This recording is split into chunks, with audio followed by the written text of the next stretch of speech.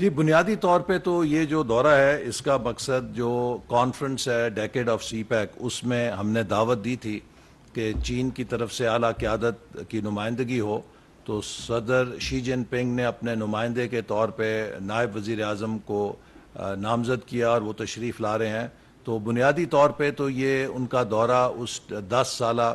سی pack کی تقریب میں چین کی قیادت کی نمائندگی کرنا ہے، لیکن اس موقع پر یقیناً ان کے ساتھ وزیر اعظم کی اور پاکستانی قیادت کی ملاقات ہوگی۔ ہم اگلے جو سی پیک کے مراحل ہیں اس کے معاملے میں اس کی بابت ان سے گفتگو کریں گے، اور چند ایم او یوز جو ہیں ان کے اوپر دستخط بھی ہوں گے۔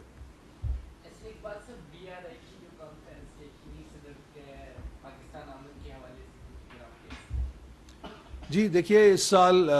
چین میں بیلٹ اینڈ روڈ انیشیٹو کے حوالے سے بھی ایک سمٹ متوقع ہے، چونکہ جہاں سی پیک کے 10 سال مکمل ہوئے ہیں،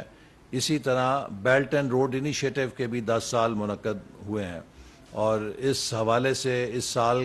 کے اختتام پہ چین میں بیلٹ اینڈ روڈ انیشیٹو سمٹ متوقع ہے، جس میں بیلٹ اینڈ روڈ انیشیٹو کے جتنے ممالک ہیں وہ شرکت کریں گے۔ اور بیلٹ اینڈ روڈ انیشیٹو میں جو سب سے کامیاب منصوبہ ہے، جو فلیگ شپ ہے اس کا، وہ چائنا پاکستان اکنامک کوریڈور ہی ہے، اور مجھے یقین ہے کہ اس بیلٹ اینڈ روڈ انیشیٹو سمٹ پہ بھی ہم سی پیک کو نمایاں طور پہ پوری دنیا کے سامنے نہ صرف بی آر آئی کا بلکہ پاک چائنا دوستی کا ایک بہت مضبوط مظہر کے طور پہ پیش کر سکیں گے۔ جی ایم ایل 1 کے منصوبے کو بھی بدقسمتی سے پچھلے 4 سالوں میں کافی خراب کیا گیا، اس کے کوئی بامقصد بامانی چائنا کے ساتھ انگیجمنٹ نہیں رکھی گئی، جس سے کہ وہ التوا کا شکار ہوا۔ ابھی حال ہی میں جب 12ویں جے سی سی کا اجلاس ہوا تو اس موقع پر ریلوے کا جو ڈیلیگیشن ہمارے ساتھ گیا تھا، انہوں نے 3 روز تک چائنا ریلوے اتھارٹی کے ساتھ بات چیت کی، اور اب الحمدللہ ایم ایل 1 کے اوپر، اس کے سکوپ کے اوپر، اس کے فیزز کے اوپر پاکستان اور چین کے درمیان مکمل اتفاق رائے ہو چکا ہے، اور اب ہم اس کی جو فائنینسنگ ہے اس کے بارے میں بات چیت کر رہے ہیں۔ تو جو اس کا ٹیکنیکل کنسنسس تھا، اس کا سکوپ تھا، اس کی جو فیزنگ تھی، اس کے ٹیکنیکل پیرامیٹرز تھے، ان کے اوپر ہمارا اتفاق ہو گیا، کیونکہ جب تک یہ اتفاق نہ ہوتا تو آپ اس کی فائنینسنگ پہ بھی بات چیت نہیں کر سکتے تھے۔ تو میں سمجھتا ہوں کہ ایم ایل 1 پہ بڑا بریک تھرو یہی ہے کہ اس کے جو ٹیکنیکل پیرامیٹرز ہیں ان سب پہ چین اور پاکستان دونوں کا اتفاق ہو گیا ہے، اور انشاءاللہ مجھے امید ہے کہ اس کا جو افتتاح ہے، اس کا جو آغاز ہے، وہ اس سال متوقع ہے، انشاءاللہ تعالی ہو جائے گا۔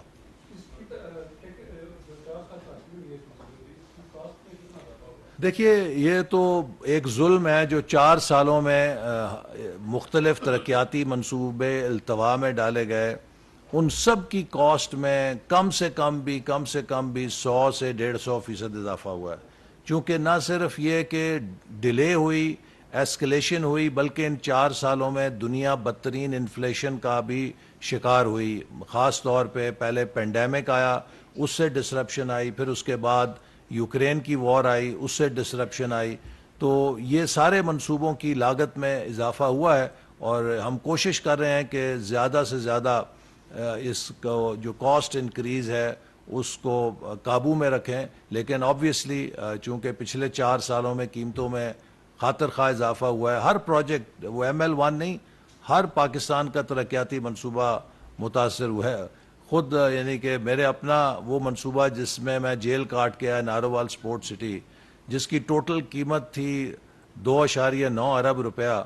اب اس کی جو قیمت ہے وہ تقریباً 5.5 ارب سے بڑھ گئی ہے، چونکہ 70 کروڑ روپیہ نہیں دیا آخری، اور وہ 70 کروڑ جو ہے اب تقریباً 2.25 ارب روپے میں پڑ رہا ہے، اس کی 3 گنا قیمت بڑھ گئی ہے، وہ چونکہ جو اس کے امپورٹڈ چیزیں تھیں اس کی قیمت بڑھ گئی ہے، پھر کانٹریکٹرز کے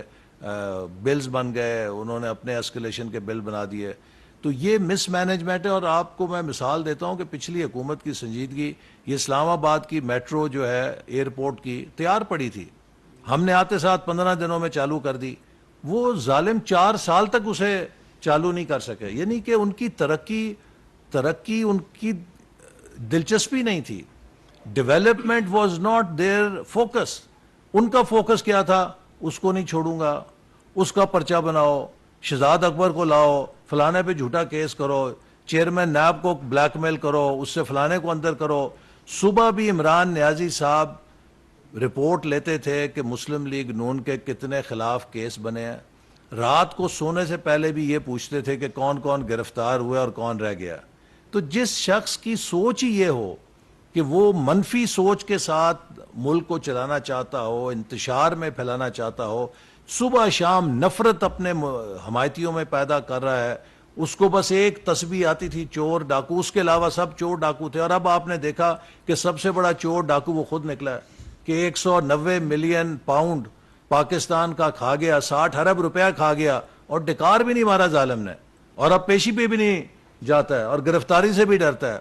تو جتنے بھی ہم پر الزام لگائے گئے اپوزیشن پر، ان سارے الزاموں کو آپ اکٹھا کر لیں تب بھی 60 ارب روپیہ ٹوٹل نہیں بنتا. اس نے ایک واردات میں 60 ارب روپیہ اڑا لیا اور ڈکار بھی نہیں مارا، اور پھر بھی میں بڑا ایماندار ہوں، میں بڑا مسٹر کلین ہوں. جو ہماری سی پیک کے ابھی آپ نے بتایا پاور پروجیکٹس 8,000 میگا واٹ کی مکمل ہوئی. پاکستان کی جو انسٹالڈ کیپیسٹی ہے وہ 40,000 میگا واٹ سے زیادہ ہے، لیکن اس کے باوجود کیا وجہ ہمیں کیوں یہ جو پاور شارٹیج کا کیوں سامنا ہے؟ کیا اس میں کوئی جو کیپیسٹی چارجز بھی ہیں یا سرکولر ڈیٹ کی وجہ؟ دیکھیے جو ہم اس وقت توانائی کے بحران میں شکار ہیں، اس کی دو وجوہات ہیں. پہلی وجہ تو یہ ہے کہ جو امپورٹڈ فیول ہے دنیا میں اس کی قیمت بڑھ گئی، اور آپ کو پتہ ہے کہ عمران خان صاحب اپنے آخری سال میں 82 ارب ڈالر کی امپورٹ کر کے، جو کہ تمام کی تمام سامان تعیش کی امپورٹ تھی، اس کے نتیجے میں 50 ارب ڈالر کا تجارتی خسارہ چھوڑ گیا. اور وہ 50 ارب ڈالر کا تجارتی خسارہ ہمارے ریزروز اڑا گیا سارے، اور ہم بالکل تھن ریزروز کے اوپر تھے. اور پچھلا ایک سال ہم نے جیسے گزارا ہے امپورٹ کمپریشن کر کے اور اپنے آؤٹ فلوز کو مینیج کر کے، یہ آپ سب جانتے ہیں. تو نتیجہ یہ ہے کہ ہمارے پاس اتنا فورن ریزرو نہیں تھا کہ ہم امپورٹ آف فیول جو ہے اس کو مکمل طور پہ پوری طرح کریں، اور اس سے پھر ہمارے جو پلانٹس ہیں وہ کم کیپیسٹی پہ چل رہے تھے. اگر ہمارے پاس ریزروز ہوں آج بھی تو کوئی بجلی کے اندر شارٹیج نہیں ہے. اور دوسرا مسئلہ سرکولر ڈیٹ کا ہے کہ ہمارے ملک کے کچھ حصے، کچھ ڈسکوز ایسی ہیں کہ جہاں پہ 100% ریکوری ہے، کچھ ڈسکوز ایسی ہیں کہ جہاں 40% ریکوری ہے، کہیں 55% ریکوری ہے. مثال کے طور پہ جس علاقے سے میرا تعلق ہے، ہم 100% بل پے کرتے ہیں. کچھ علاقے ایسے ہیں جہاں 40% اور 50% بل پے ہو رہے ہیں. اب جہاں بجلی چوری ہو رہی ہے اس کی قیمت بھی ہم ادا کر رہے ہیں. تو یہ اس طرح نظام چل نہیں سکتا کہ جب آپ خسارہ کیے جائیں اور آپ بجلی پیدا کر رہے ہیں خسارے کے ساتھ، اور لوگ اس کے خلاف بل بھی نہ دے رہے ہوں، تو ریاست کا خسارہ بہت تیزی کے ساتھ بڑھتا ہے. یہ ایک چیلنج ہے، اور اس کے لیے ضروری ہے کہ ہم جو ڈسٹریبیوشن ہے اس کو پروفیشنل کریں، ڈسٹریبیوشن سے لیکیجز ختم کریں. اور اگر یہ نہیں ہوتی تو اس کو اگلی جو حکومت آئے گی اس کو سوچنا پڑے گا کہ کیا پرائیویٹائز کرنے سے ہم سرکولر ڈیٹ ختم کر سکتے ہیں یا کیسے کر سکتے ہیں. چونکہ جب تک ہم بجلی کے بلوں کی مکمل کلیکشن نہیں کریں گے تو اس چوری کے لیے ہمیں پھر بجلی مزید مہنگی کرنی پڑتی ہے اس شارٹ فال کو، اس خسارے کو پورا کرنے کے لیے. تو لہٰذا بجائے یہ کہ اس خسارے کو، اس لیکیج کو پورا کرنے کے لیے بجلی کے نرخ بڑھائے جائیں، میرا خیال ہے اگلی حکومت کو ریفارمز پہ فوکس کرنا ہوگا کہ کس طریقے سے ہم اس لیکیج کو روک سکتے ہیں تاکہ ان لوگوں پہ اضافی بوجھ نہ پڑے جو آلریڈی بل ادا کر رہے ہیں.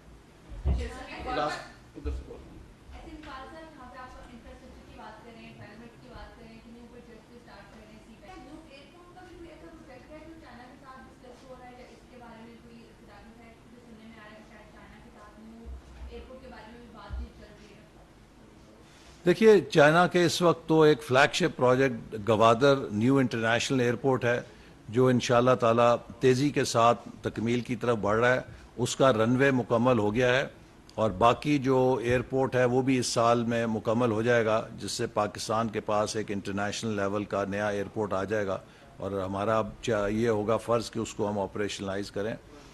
چائنا کے ساتھ جو ہمارا تعاون ہے وہ بڑا ملٹی فیسٹڈ ہے، اس میں ہر شعبے کے اندر ہم تعاون کر رہے ہیں. اب تو چین ہوا بازی کے اندر ایک میجر پلیئر بن گیا ہے، اور چین نے ہوائی جہاز کمرشل جہاز بھی تیار کر لیا اور میں امید کرتا ہوں کہ ہم مستقبل میں اس سے بھی فائدہ اٹھا سکیں گے. آخر میں یہ کہوں گا کہ آخری جو ہمارے جو یہ 14 ماہ گزرے ہیں اس ٹرم کے، اس میں پاکستان کا جو ٹرن اراؤنڈ ہوا ہے اس کا سب سے اہم پہلو یہ ہے کہ ہم نے سی پیک میں اعتماد بحال کیا ہے. دوسرے نمبر پہ جو اکانومی ڈیفالٹ کے دھانے پہ تھی، جس اکانومی کو ہر کوئی کہتا تھا چند ہفتوں میں دیوالیہ ہو جائے گی، الحمدللہ آج دنیا میں کوئی اس کے ڈیفالٹ ہونے کی خبر نشر نہیں کر سکتا. پاکستان کی اکانومی کو ہم نے ٹرن اراؤنڈ کر کے بحالی کی طرف ڈال دیا ہے. تیسری بڑی اہمیت یہ ہے کہ ہم نے پاکستان کو ڈپلومیٹک آئسولیشن سے نکال دیا ہے. آج پاکستان کے تعلقات چین سے بھی بہترین ہیں،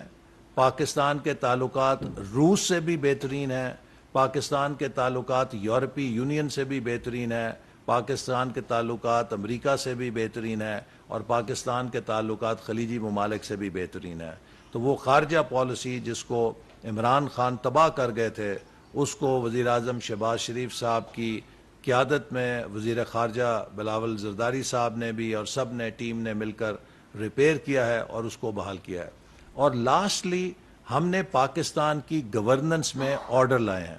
آپ کو پتہ ہے کہ 5 چیئرمین سی بی آر اب تبدیل ہو رہے ہیں، 5 سیکٹری خزانہ بدل رہے ہیں، ہر ہفتے مہینے کے بعد وزیر خزانہ بدل رہا ہے. ہم پاکستان کی گورننس میں آرڈر لے کر آئے ہیں، پاکستان کی گورننس کو دوبارہ بحال کیا ہے، اور اس کے نتیجے میں آج دنیا میں پاکستان کا